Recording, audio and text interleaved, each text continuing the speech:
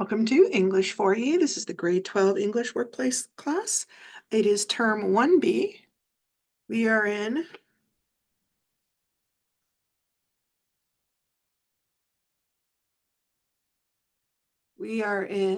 term 1B. It is English 4E, the grade 12 English workplace. This is class number 5. Today we are looking at assignments K7. I don't think we're going to get to K8. I originally planned to, but just looking it over, I don't think we'll get that far. And so we'll be looking at adjective phrases today and then probably adverb phrases tomorrow. I am Jillian Percy, and here are the ways to contact me. If you want to talk to the studio, 1-800-465-7144. That's if you want to talk to me while I'm on the air. If you want to talk to me while I'm off the air, the office phone number is 1-800-667-3703. And my extension is 2211. You can also fax us 1-800-463-7852. You can email me at jillian.percy@nnec.on.ca or jillian.percy@nnecschools.org. I have a YouTube channel, which is the G Percy Wassa. You can see that below with a little festive fall scenery there. So that's my Facebook channel. Over here is the YouTube with the green G Percy Wassa. And then you can also get classes on the new Wassa Distance Education Center. That's kind of our new one-stop shop. If you're taking multiple courses from us, all the teachers' courses are uploaded to that on more or less a weekly basis. So if you're taking more than one course, that can be a great way to just save that as a favorite on your computer and easily get to it. Okay, how to hand in work. Whenever you hand in work, please send it to studentwork@nnec.on.ca.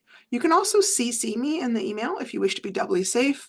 That would go to jillian.percy@nnec.on.ca. Don't leave that blank there, sorry. When you do that, it makes sure the secretary can log that you submitted the work, right? Always include your full name, the course name, the assignment name and number. And if an assignment asks for both a rough and a good draft, please label which one is which and include them both in the same email. I usually compare them to see what kind of changes you made and what kind of improvements have happened. And if they aren't both together at the same time, it's pretty hard to do that. For some assignments or for some students, you take photographs of your assignments. When you do that, please make sure it's clear enough so that your writing can be read. Once you've taken the picture, download it to your phone or computer, save it, and then send it as an attachment in your email. If you just send it directly as the email, it's very hard for us to print it off and it doesn't show properly on the computer. Usually what happens is it's huge and we have to like constantly shrink. So it's just easier for us if you send it as an attachment. Okay, so my plan for the week, yesterday we covered K5 and K6.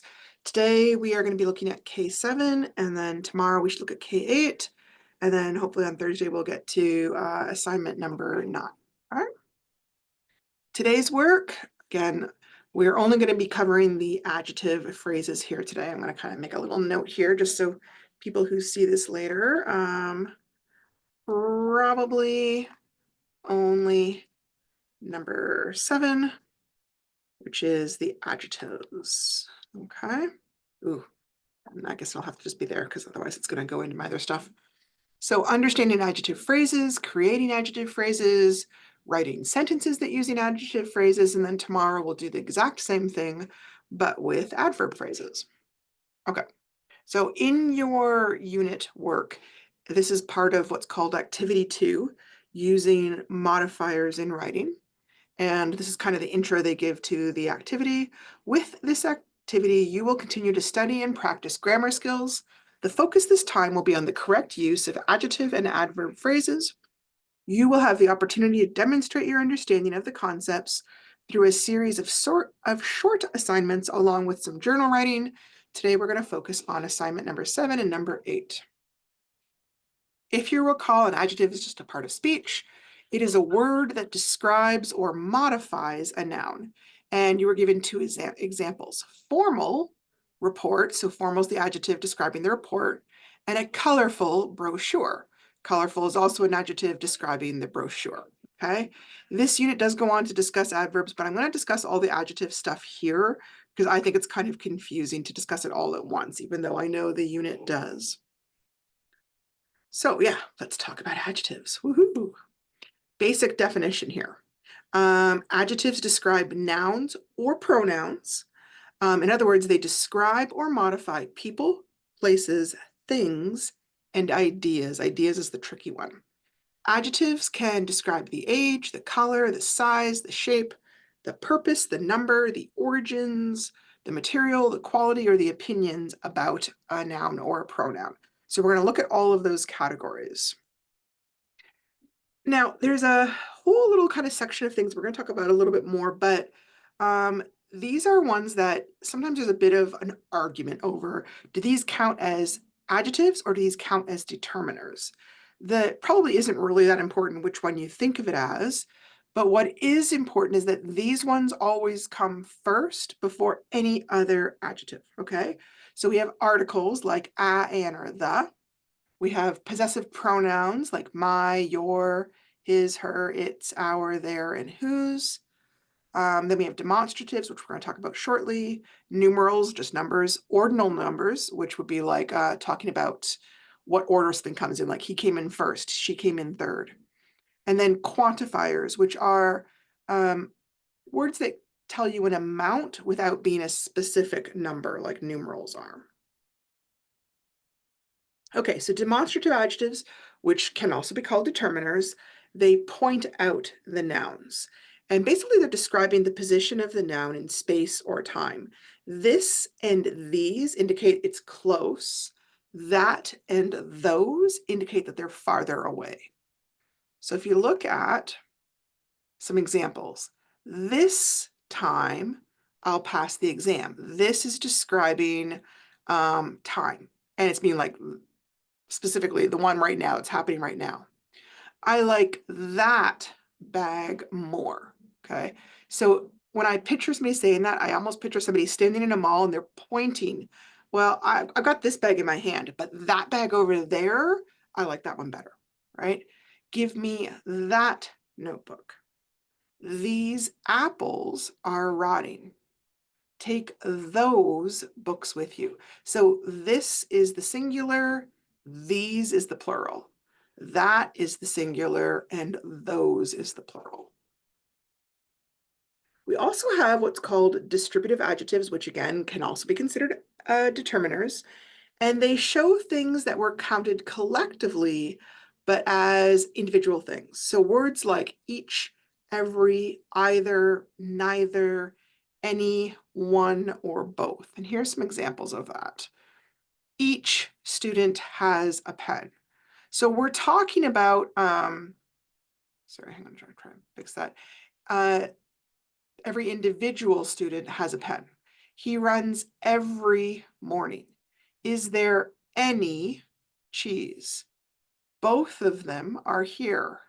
She doesn't like it. Neither am I. So those are a little bit tricky, those ones.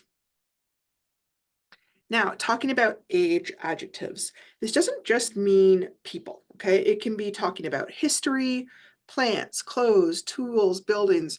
Really, there's all sorts of things that could be described with types of age. When you're talking about like historical time periods, you could have things like prehistoric, medieval, classical, colonial, pre-contact. Sometimes age adjectives might be capitalized if they have like a specific name. They might be named after a particular queen or king. And so like things like Elizabethan or the Renaissance or Ming Dynasty, Bronze Age, Jurassic, all those kind of things. And then you kind of have the more typical ones that you would think of like babyish, teenaged, middle-aged, elderly, senior, junior, freshman, sophomore, college-aged. Okay. Now, color. We always have like the easy 11, 12 colors, right? But there's actually so many different colors in the spectrum. And I'm just putting these up as some examples of, for example, different types of yellow have different colors. And there isn't necessarily an industry standard, I don't think, on what each one is called. There are industry standards for the number. So we've got yellow, mellow, cyber, royal, banana, Tuscany, lemon, bumblebee, cream, peach, laguna, mustard, corn, pineapple, flaxen, eggnog, trombone, flax, ecru, sepia. So some of them I could see them being used in a sentence, other ones I couldn't. You know, you might see something like, oh, she was wearing a peach sweater. And then you can picture in your head what that looks like. Or the photograph was sepia toned, and you can picture that kind of brown yellow color, right? Same thing for orange. We've got gold, goldenrod, pumpkin, fire ochre, burnt ochre, Dijon, tangerine, tiger, honey, carrot, amber, apricot, bronze, cider, clay, rust, amber too. It's interesting. And spice. And again, the same thing. Things like ochre and burnt ochre. Ochre? I'm not sure if I'm saying that right. Those are like actually paint colors, right? So artists would use those and have something very specific in mind when they say those. And then we have all different colors of red: salmon, scarlet, barn red, imperial red, Indian red, chili, fire brick, maroon, redwood, raspberry, candy apple, Ferrari, Persian, US flag. That does not look like the US flag color, but that could be a computer problem there. Carmine, burgundy, crimson, sangria, and mahogany. I didn't put every single thing up, but that's one of those things to be mindful of, that there's a lot of different color words you can use. So we're talking about adjectives so you can recognize them, but we're also talking about adjectives as kind of a way of thinking about how to expand our vocabulary and use more interesting words as we write. So size adjectives. We have really small ones like microscopic, subatomic, minuscule, itty bitty, tiny, minute, teeny. And we've got medium-sized ones like average, typical, moderate, normal, standard. Now, we've talked, I'm trying to think if we haven't probably talked about it in this particular class, how sometimes when there's words that are synonyms, they don't necessarily mean exactly the same thing, right? If I said somebody took a medium-size sweater, and then I said somebody took a normal sweater, those aren't exactly equivalents. So that's the thing to keep in mind when you're using these kind of words. And then large, there's all sorts of lovely words for large: colossal, ginormous, mammoth, immense, vast, tremendous, big, gigantic, enormous, and huge. There's other types of sizes that can work as well. Things like tall or short, thick or thin, heavy or light, pint-sized, hefty, sturdy, stocky, bony, slim, and slender, wide, narrow, shallow, or deep. Shape. Shape adjectives are kind of interesting. You can have typical ones like 2D shapes like circular, square, triangular, rectangular, oval, diamond, teardrop. And I picture those being used. You could describe like, oh, he got a circular jewelry box, or she purchased a new square rug for the front room. You can also have three-dimensional shapes. And that might be if you're trying to describe, say, a sculpture or a building, or, I don't know, some sort of object that the person can't see. It's cubed, or it's got a cubic shape. Globular would be like round, like a globe. Pyramid, cone, conical. And then there's other ones that aren't like specifically connected to a closed-in shape. Things like zigzag, wavy, scalloped, striped, polka dotted, plaid, dashed, curly, spiraled. There's definitely more out there. These are just kind of some of the ones that you might see typically in a piece of writing. Now, this one is one I found initially kind of confusing because the different sites referred to these differently. So some of the places I was looking at this talked about adjectives of opinion, and other places talked about adjectives of quality, okay? And I didn't know what they meant because some of the words that they were using didn't sound like opinion words to me. But how they categorize it grammatically, there's a lot of things that I wouldn't think of as an opinion, but that the grammatical world does. To me, quality or properties would be a better word, but I guess it really kind of depends. So if I said, I eat the pizza and think it's tasty, tasty would be a word that could be considered either an opinion or a quality. Dad ate it and thought it was terrible. So terrible would be another opinion kind of word. Now, mom took a bite and says it's greasy. Now, to me, greasy doesn't sound like an opinion. It sounds more like a quality. But I mean, if not everybody thought it was greasy, I guess it could count as an opinion. John ate 4 pieces and says it's filling. So that would be another type of opinion or quality. Now, they don't have to be in the end there. I put them there just kind of for emphasis, but you could easily have a sentence that said something like, she ate the tasty pizza, right? That's probably more typical of how you would see it actually. Okay, I'm just gonna get rid of that. All the words not in red, we've done them in yellow, sorry, are essentially voicing an opinion or describing a certain quality of the pizza.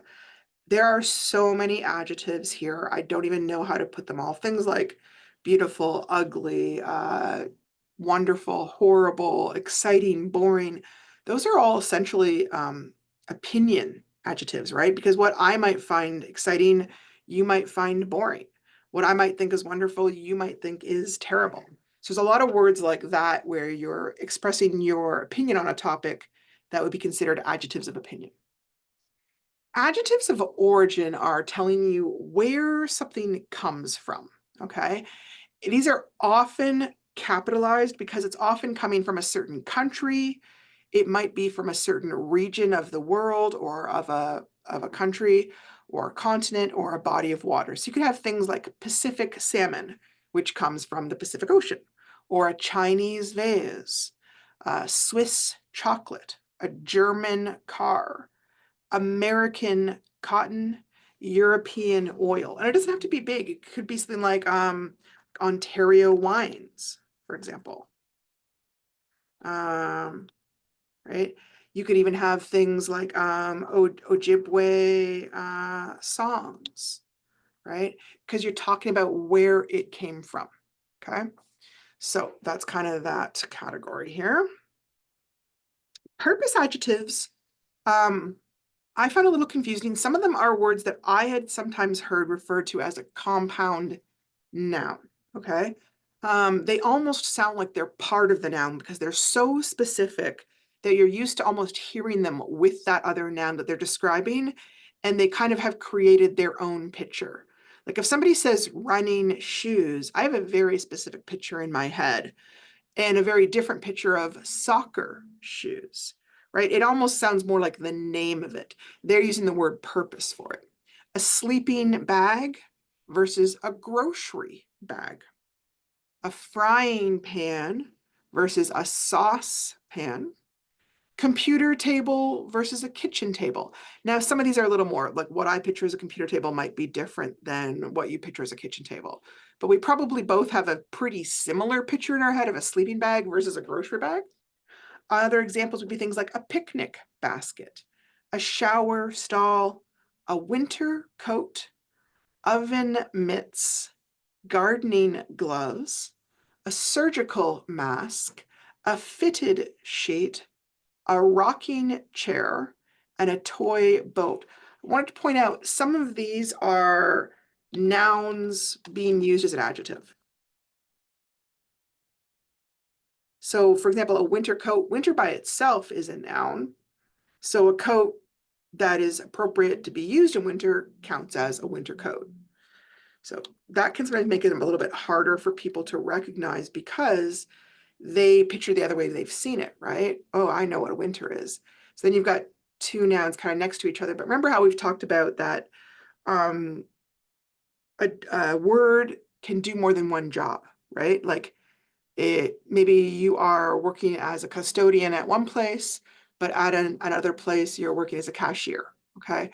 Same kind of thing. These kind of words can sometimes be doing more than one job, depending on what they're doing in the sentence. Now, there is a kind of a strange thing called the Royal Order of Adjectives.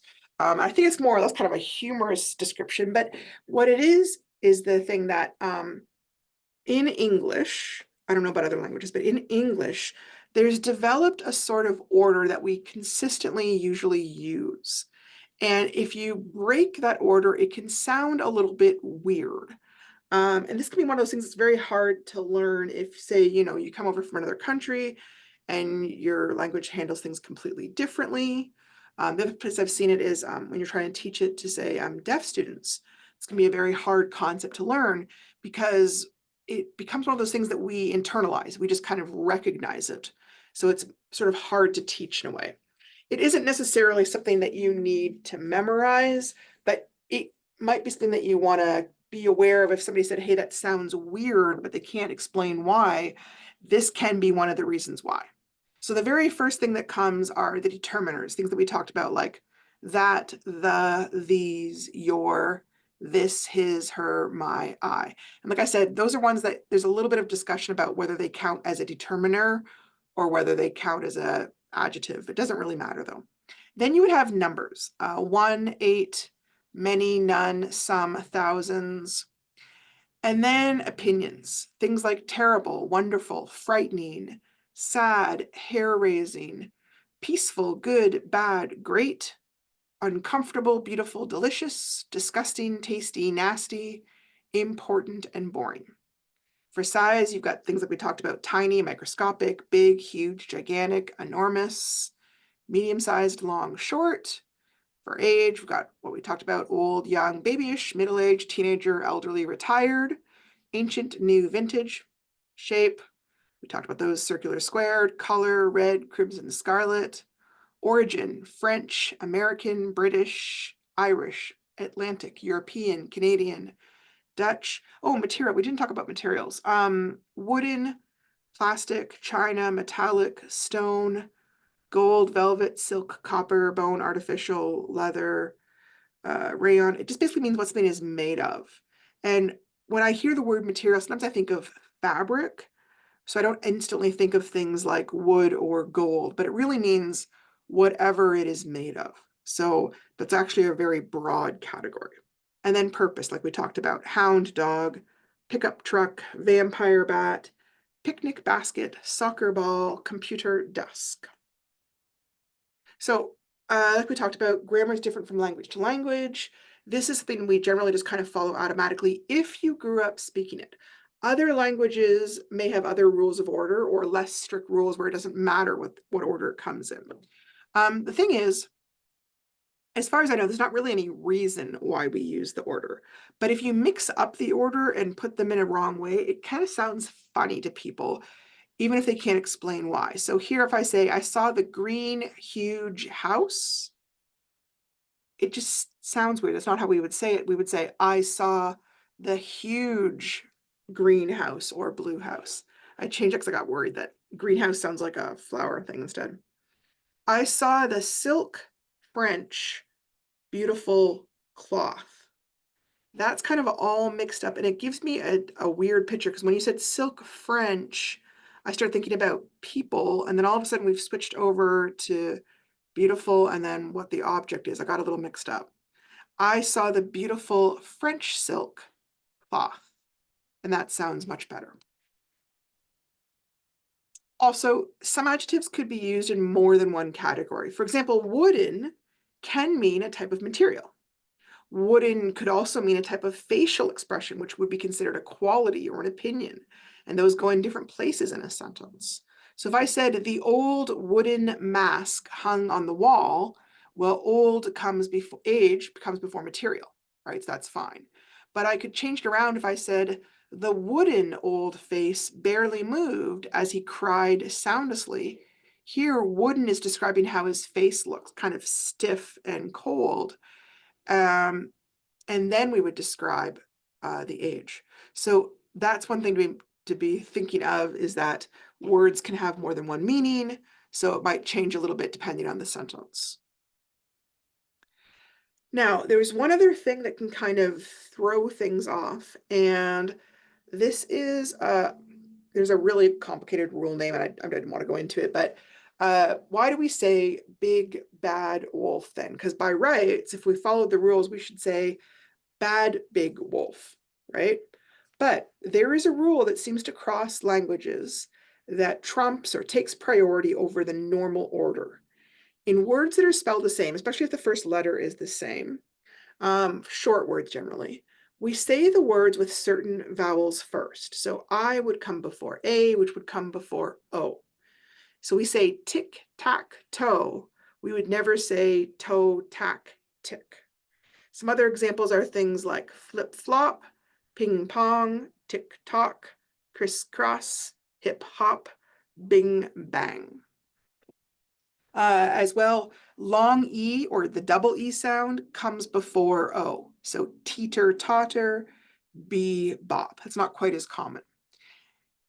Now, technically, big and bad aren't exactly the same, but they are three-letter words and they both start with the same consonant. And so that vowel rule takes over. And it seems to do with the fact that how we say our vowels in our mouth, like where we say them, the ones that we say at the front of our mouth, we want to say first before the ones at the back of the mouth, which I know is kind of weird. And I'm only pointing this out because I know there's some people out there that are sticklers for following all the rules. And when I give you a rule and you're like, but hey, what about this? What about this? You get frustrated. So I'm just kind of explaining it. That's why we would say big, bad wolf, because our mouth kind of naturally finds it easier to say the ones at the front and they say the ones at the back. And this seems to cross languages. There's actually been research on this, kind of a strange little thing. The other time you might see it, the order broken is when somebody's doing it on purpose because they want to stress a particular adjective or a particular quality about the noun. So let's say you were this shopkeeper, he's talking to his assistant, and his assistant has gotten mixed up and given him the wrong thing. And so the shopkeeper, when he's talking back to him, emphasizes what he meant. I specifically said I wanted the wooden green bowl, not the glass green bowl, said the shopkeeper to his assistant. Now, he's changed the order so we can emphasize it, because normally you would say the green wooden bowl or the green glass bowl, but he's taking it out of order and putting it first so he can stress that word. All right. Okay. Do you use commas with adjectives or not? This is kind of one of those funny things where it seems like there shouldn't be a question, but there actually is, because two adjectives or more that come from the exact same category should have a comma between them. So for example, if I'm using two adjectives that are from the quality or the opinion category, like the disgusting, smelly pear should get thrown away, then I put a comma between them. Technically, though, adjectives from the different categories don't need a comma between them. So I could say the delicious yellow Welsh cheese had just arrived at the shop, and I wouldn't technically need a comma because those are all from different categories. Okay. You would never put a comma right before the cheese, by the way. When there's only one adjective, there's no comma needed. Now, having said that, visually, I'm used to seeing commas before adjectives most common. It looks better to me, but that's kind of my opinion. If I wasn't sure, I would probably put the comma rather than not have the comma there and risk it. It's a very fussy little point. I don't think most people are going to care, but that's just kind of how the rules go. Now, there are a few special types of adjectives I wanted to take a quick look at as well. One is compound adjectives. These are compound words that act as adjectives, and normally it's two or more words that have been hyphenated together. Not always, but normally. So I'm going to show you some examples. Things like, she is a well-known artist. I have a 10-page assignment. They gave a 10-minute break time. He took a 5-week course. We use cruelty-free products.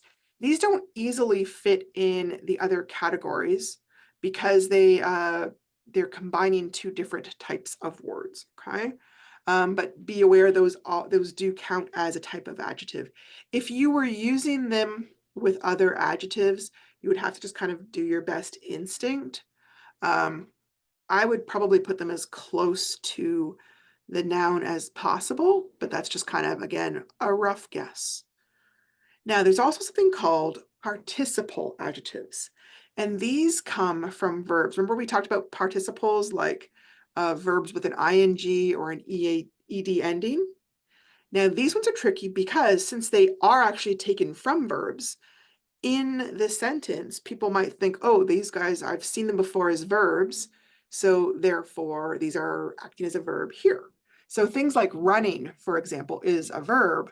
But if I say, I'm going to buy some new running shoes, in that case, I'm describing the type of shoes I want. I'm not talking about the action I'm taking.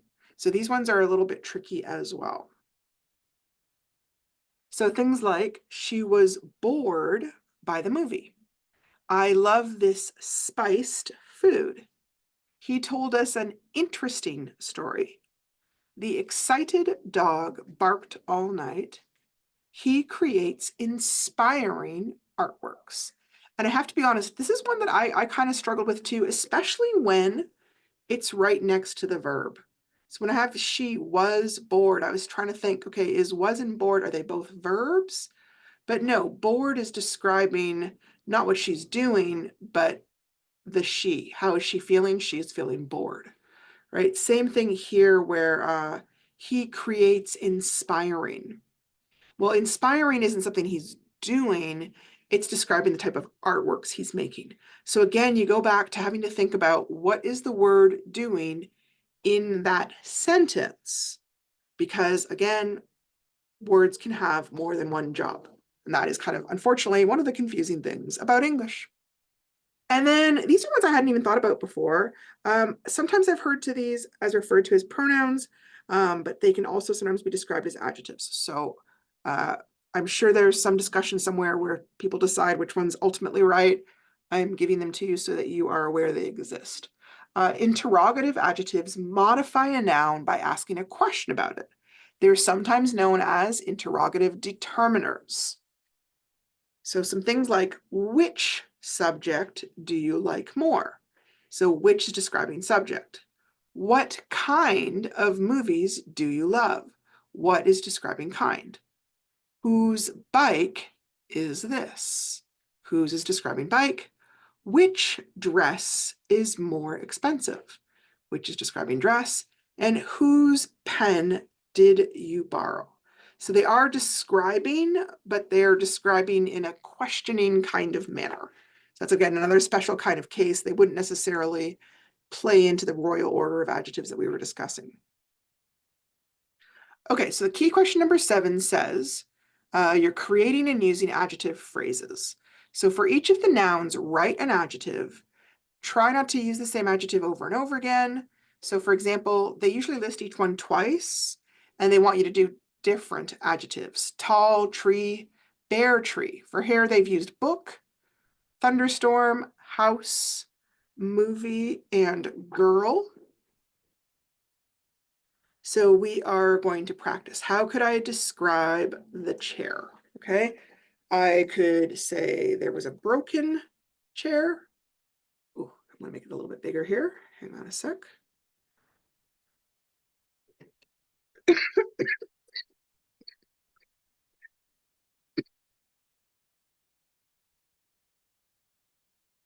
Sorry, mini coughing fit here. All right, how else could I describe my chair? I could talk about its color, or its age, or its material. I could talk about the small wooden chair, right? Car. I don't want to keep using the same adjectives over again. I want to think of new adjectives each time. I could talk about the red sports car. Or I could talk about, let me think, what other kind of car? Ugly, old, uh, broken down car. Ooh, look at that one. Awesome. All right, I could describe a store. Fancy new store. How else could I describe a store? Let me think. My brain has gone dead for stores and how I can describe them. Okay, we've got a fancy store. What would the opposite be? The opposite of a fancy store might be an old store, although I've used old already. Plain, how about that? Plain, tiny store. Okay. Game. I could be describing any type of game. Exciting video game. What else could I describe a game? I could describe it as boring, expensive game. I'm gonna put a comma there. And then doctor. How could I describe the doctor? I could describe him as, let me think, experienced doctor. I could also talk about what the person is like as a person, right? Like a kind, caring doctor. Okay. So now I've done part one of the exercise. Now I'm doing it with different words, right? But that's one thing you would do. Then, hang on, here we go. Now you get a half mark for each one above that is a correct adjective. Then you take those, or 5 of those anyways, not all of them, and you write sentences for each noun with the adjective that you used. And you get a half mark for each correct sentence. Yeah, okay, so it would look like this. If I had handsome man, I turn it into a sentence. The handsome man walked onto the stage and all the girls cheered. Gentle breeze, I love to feel the gentle breeze on my face. And it can be anywhere in the sentence. It doesn't have to be at the beginning or at the end, as long as it's in the sentence. So then in key question number 7, you take the phrases you made and you turn them into sentences. Don't do whole new ones, and please don't skip this step. Sometimes people skip the part where they make the phrases and just dive into the sentences, but then you're losing half your marks because you haven't followed the instructions. So here's an example. I have broken chair. So then my first sentence I wrote, he sat in the broken chair. So I'm going to kind of quickly grab, hang on. Yep. Okay. Let me see if I can, I'm going to snip this real quick and just kind of use it. There we go. I don't know if you guys can see that when I do that. You'll have to tell me. Okay. I grab this, save it, and then flip over to my page here. Oop. There we go. All right, I'm going to put that over top. Okay. So now I've got this. I don't want to use chair again because I've already used chair once. So I'm going to do something with the car one. Let me think. Let me see. The red sports car speeded down the street. Then I've got number 3. I don't want to do the car one. I've got the store. Okay. No, I don't want it to be first. I hear a fancy new store is opening up in the mall. In the mall, period. Okay, games. I want to talk about the games. What could I say?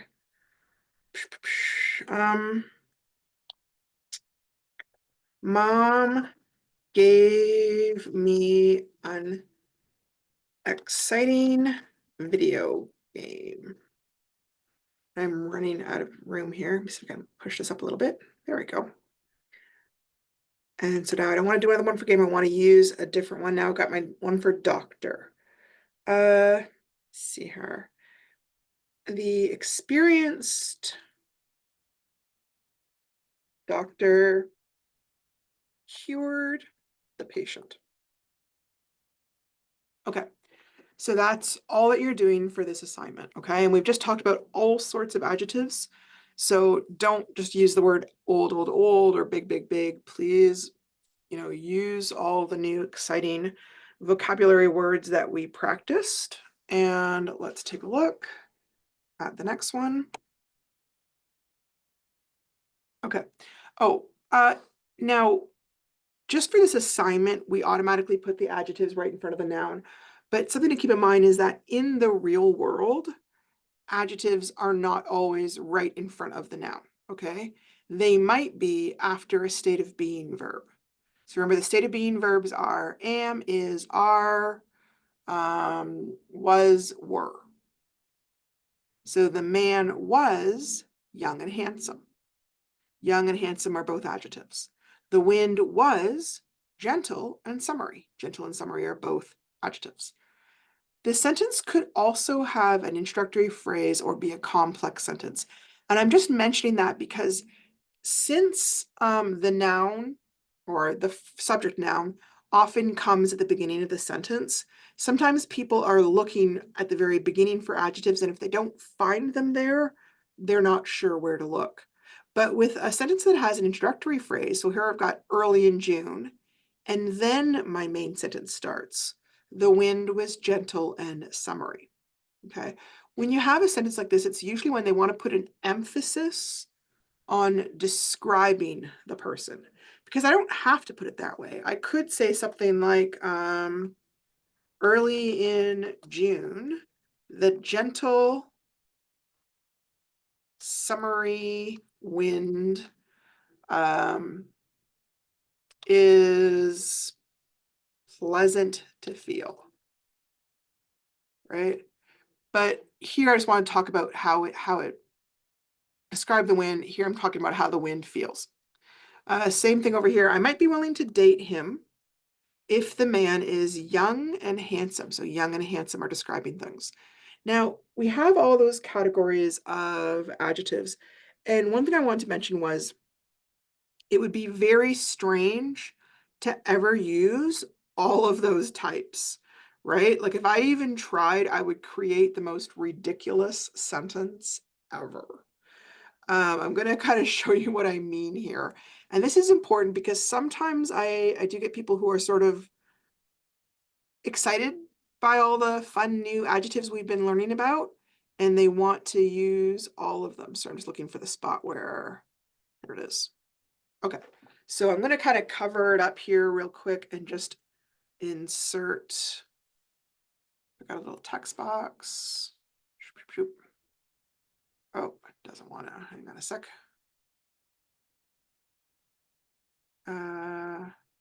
Okay, that'll work. Can I write it? New sentence. Oh. Okay, so let's say I wanted to make a whole crazy sentence that used all of these, okay? So this is going to sound ridiculous. You're going to hear how it sounds. The many girls, ooh, hang on. The many wonderful, tall, young, curvy, I can't think of a shape for one. I can't think of one. A color, that would be tricky too. Origin, young, curvy, French. What are they made of? Fleshy? How would that even sound? Fleshy girls were a sight to see. Okay, so you would never write a sentence like that. It's way too many adjectives. Normally, you would only put in maybe 2 or 3 adjectives. If you're really trying to be descriptive, you might get fancy. So let's say I wanted to just do a normal sentence, like the tall, graceful poplar trees bent in the wind. Now, let's say I wanted to get a whole bunch more adjectives in there. I've just got this picture. I want to make sure you see it as well. What I could do is where I have some adjectives in front of the noun and then other adjectives after the noun, like as the, let me show you what I mean here. The tall, see, and I want to put the commas there all the time, even though technically those are different and it should be okay. It just feels wrong to me. The tall, graceful poplar trees were broken and damaged by the lightning. So now in this one, I've managed to get 1, 2, 3, 4 adjectives in. It still sounds a little too much though, okay? So when you're using adjectives in the sentence, the assignment, you really only have to put 1 in there. I just kind of got fancy. Where am I at here? So I'm trying to see very tiny little things. I kind of got fancy by adding more than 1, but you wouldn't want to add like this is probably as far as you could go. Ugly old broken down car. I don't really think you'd want to put more than that in there. It just sounds ridiculous, okay? So after this, the next exercise tomorrow is going to be about adverbs, which are very similar to adjectives, but I'm going to put that off and talk about that tomorrow. So we're ending a tiny little bit early today because we've run out of stuff, and I will talk to you guys tomorrow.